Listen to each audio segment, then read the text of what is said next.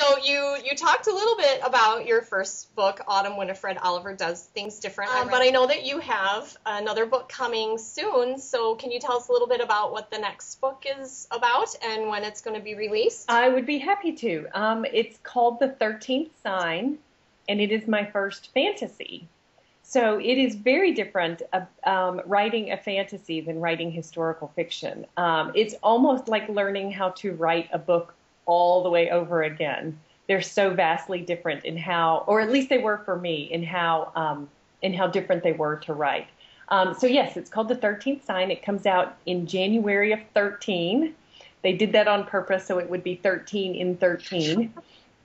And it is the story of a young girl who is 13 years old, of course, and her name is Jalen, and she lives in New Orleans. And on her birthday, she purchases a book about the zodiac and discovers that there are actually more than 12 constellations in the path that Earth takes around the sun, which is true. There are actually many more constellations than 12.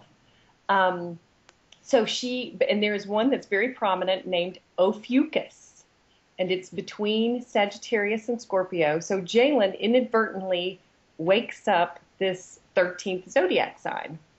And what happens is once it's wedged into the middle of the zodiac, everybody, and this is, people really, astrologers really do believe that this is a viable idea, that there could be this 13th sign that's throwing everyone's horoscope dates off. And so the premise of the book is Jalen wakes up this 13th zodiac sign, and everyone on Earth has a personality shift because of it. And so it's learning how to live your life with a new personality. What, I would no longer be a Capricorn?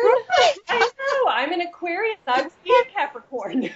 Did you get to travel to New Orleans to do some research? It's a beautiful city. If you get the chance, go. I mean, it's one of those cities it's one of those great American cities that it has a flavor and an atmosphere that's totally uniquely New Orleans. You can't find it anywhere else, I don't think. So, yeah, it's a great setting. It was one of my favorite settings probably ever to write, because the setting, to me, the setting is a character in the book, in almost every book. Like, for me, vaudeville was more the setting of Hope. I mean, it was in Chicago, but vaudeville was kind of the setting. But yeah, for me, the setting is almost as prominent a character as anything, because it affects your character as much as other characters do. Thank you so much for taking some time out of your busy day to talk to us. No, thank you for taking time out of your day. It's an honor and a pleasure. Well, you can find out more about Kristin and her books and get your questions answered. I hear she loves email. I do. www.kristintubb.com. Mm-hmm.